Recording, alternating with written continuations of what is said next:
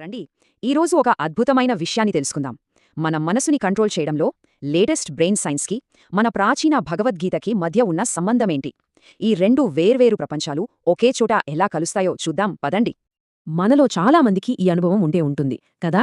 ఎవరో ఏదో అన్న ఒక్క చిన్న మాట మన రోజంతా పాడుచేస్తుంది. ఒక్కోసారి మన మనశ్శాంతినే మొత్తం దెబ్బతీస్తుంది. అసలు ఆ ఒక్క నెగటివ్ మాట మనల్ని గంటల తరబడి, కొన్నిసార్లు రోజుల తరబడి ఎలా వెంటాడుతుంది? సరే, ఈ ప్రయాణంలో మనం 4 ముఖ్యమైన విషయాలు చూస్తాం. మొదట, ఒక మాట మనసులో ఎలాంటి తుఫాను సృష్టిస్తుందో చూద్దాం. తర్వాత దీని వెనుకున్న సైన్స్ ఏంటో అర్థం చేసుకుందాం.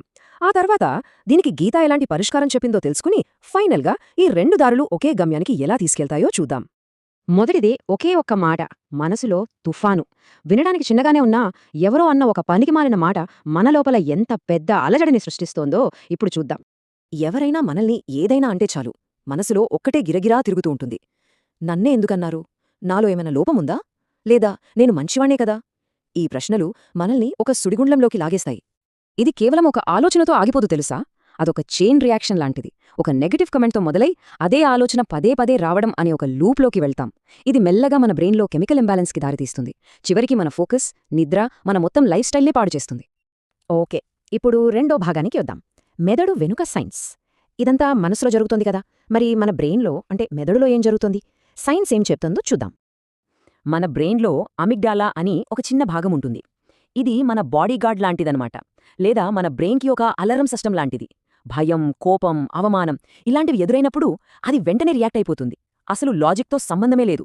ఒక నెగటివ్ మాటను కూడా అదొక పెద్ద ప్రమాదంగానే చూస్తుంది. అంటే మన బ్రెయిన్ ముందు ఇప్పుడు 2 దారులున్నాయి. ఒకటి, ఆ నెగటివ్ మాటను ప్రమాదంగా తీసుకుని టెన్షన్ పడటం. రెండోది, జపం లేదా నామస్మరణ లాంటివి పట్టుకుని ప్రశాంతత వైపు వెళ్లడం. ఈ రెండూ కంప్లీట్గా ఆపోజిట్ డైరెక్షన్లు. వాటి ఫలితాలు కూడా అంతే విభిన్నంగా ఉంటాయి. లోపల ఒక కెమికల్ వార్ జరుగుతుందనుకోండి. నెగటివ్ ఆలోచనల మీద ఫోకస్ పెడితే కార్టిసాల్ అనే స్ట్రెస్ హార్మోన్ పెరిగిపోతుంది. అదే సమయంలో సెరటోనిన్ అనే హ్యాపీనెస్ హార్మోన్ తగ్గిపోతుంది.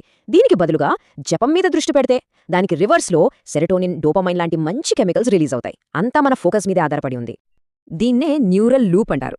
సింపుల్గా చెప్పాలంటే, మనం దేని గురించి ఎక్కువ ఆలోచిస్తామో అది మన బ్రెయిన్లో ఇంకా స్ట్రాంగ్ అయిపోతుంది. ఒకే దారిలో పదే పదే నడిస్తే గట్టిగా ఎలా అయిపోతుందో అలా అన్నమాట. అందుకే ఆ ఒక్క నెగటివ్ మాట నుంచి బయటపడటం అంత కష్టం. మరి జపం ఏం చేస్తుందంటారా? అదొక అద్భుతం.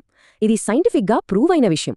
ఇది మన శ్వాసను కంట్రోల్ చేస్తుంది, మన బ్రెయిన్ను టెన్షన్ నుంచి రిలాక్స్ మోడ్లోకి తీసుకెళ్తుంది, సెరటోనిన్, డోపమైన్ వంటి మంచి కెమికల్స్ను రిలీజ్ చేస్తుంది. అన్నింటికన్నా ముఖ్యంగా మనలోని వివేకాన్ని, అంటే మన బ్రెయిన్లోని మంచి నిర్ణయాలు తీసుకునే భాగాన్ని బలపరుస్తుంది. ఇప్పటిదాకా సైన్స్ చెప్పింది విన్నాం కదా. మరి వేల సంవత్సరాల క్రితమే మన గీత ఇదే సమస్యకు ఏం పరిష్కారం చెప్పిందో చూద్దామా? మూడో భాగం, గీత చెప్పిన పరిష్కారం. గీత చాలా సింపుల్గా చెబుతుంది.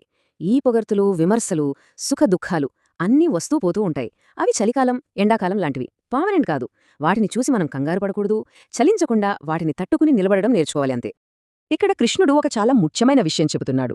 మనల్ని మనమే ఉద్ధరించుకోవాలి. మన మనసు సహాయంతోనే మనల్ని మనం పైకి తీసుకురావాలి. ఎందుకంటే మన మనసే మనకు స్నేహితుడు, మన మనసే మనకు శత్రువు. అంటే పవరంతా మన చేతుల్లోనే ఉంది. మరసలు లక్ష్యమేంటి? గీత ప్రకారం ఆదర్శవంతమైన స్థితి ఏది? ఎవరైతే ఈ ప్రపంచం వల్ల డిస్టర్బ్ కారో, అలాగే తమ వల్ల ఈ ప్రపంచం డిస్టర్బ్ కాదో అలాంటి వాళ్ళు నాకు చాలా ఇష్టం అంటున్నాడు కృష్ణుడు. బయట ఏం జరిగినా లోపల ప్రశాంతత చెదరని స్థితి. ఎంత గొప్పమాట కదా. సరే, ఇప్పటిదాకా సైన్స్ని, గీతని వేర్వేరుగా చూశాం. ఇప్పుడు చివరి భాగానికొచ్చాం. రెండింటినీ కలిపి చూద్దాం. 4వ భాగం, 2 దారులు ఒకే గమ్యం. చూసారా, రెండూ చెప్పేది ఒకటే. సైన్స్ ఏమో మీ అటెన్షన్, మీ బ్రెయిన్ కెమిస్ట్రీని మారుస్తోంది అంటోంది. గీత ఏమో మీ మనసెక్కడుంటే మీ జీవితం అక్కడే ఉంటుంది అంటోంది. పేర్లు వేరైనా సత్యం ఒక్కటే. అద్భుతం గదా. ఈ తేడా చూడండి. మన ఫోకస్ ఎక్కడ ఉంటే ఫలితం ఎలా ఉంటుందో చాలా స్పష్టంగా ఉంది. ఒక నెగటివ్ మాటను పట్టుకుంటే బ్రెయిన్లో ఒత్తిడి, లైఫ్లో అస్థిరత, భక్తిలో బలహీనత.